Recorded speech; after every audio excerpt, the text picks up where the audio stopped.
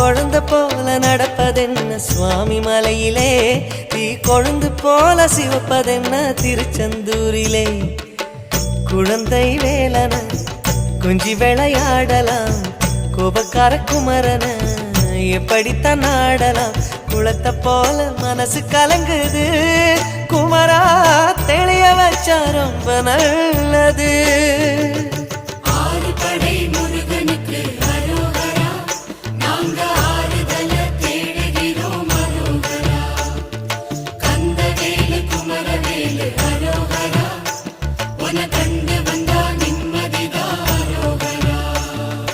பழனியிலே சந்நியாசி, தணிகையிலே சம்சாரி, உன் கணக்கு புரியலையே முருகா, உன் கணக்கு